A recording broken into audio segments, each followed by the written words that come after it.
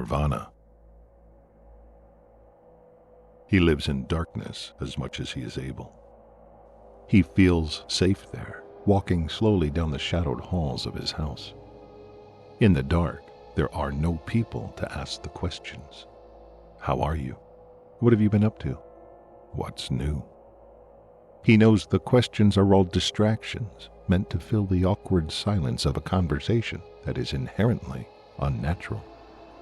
In the daylight, he thinks there is no way to reach anyone. Each person stands on a separate cliff, crowded only with themselves, and around them lies an empty abyss. So he chooses the darkness. He works the booth at the airport car rental center. License, please. Would you like the prepaid gas option? Do you wish to purchase insurance? Do you need a GPS? The people in their cars do not see him. They are too busy checking itineraries and scrolling through their cell phones.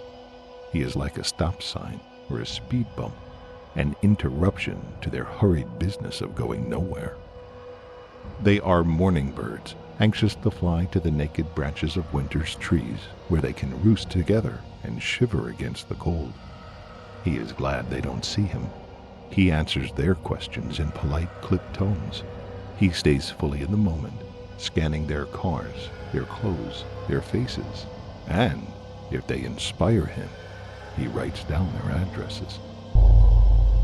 He drives to their homes, leaving directly after his workday, and returns in time for his next shift.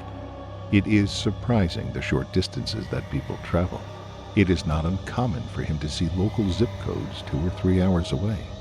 He uses the bathroom before leaving work, and if he needs to pee along the way, he uses a large cup brought for that purpose. He takes back roads, avoiding tolls and business districts where there might be fixed cameras taking robo-shots of every passerby. He wears a false beard and drab-colored clothing and looks at no one directly as he drives.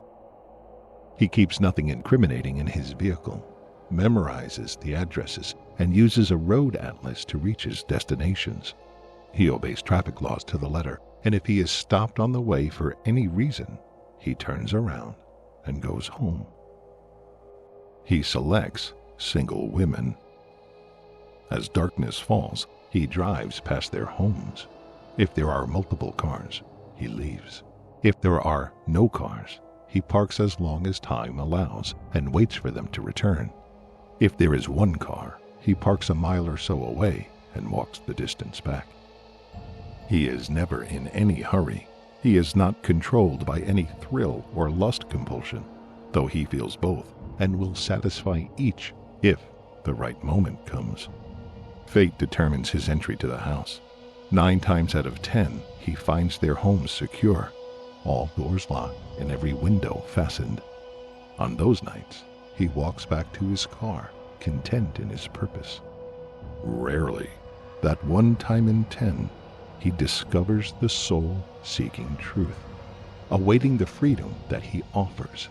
He is invited in through an open cellar, an unlocked second-story window, or a key left under a mat or fake rock.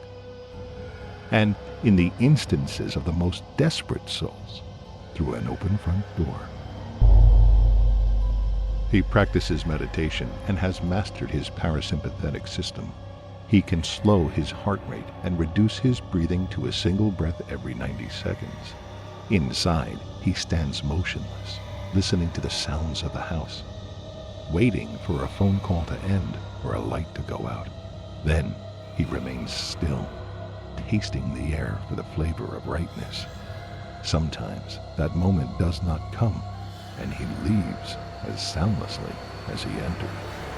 When it does come, he dances gracefully between the settling timbers and moves inside the rhythms of the furnace or the air conditioner.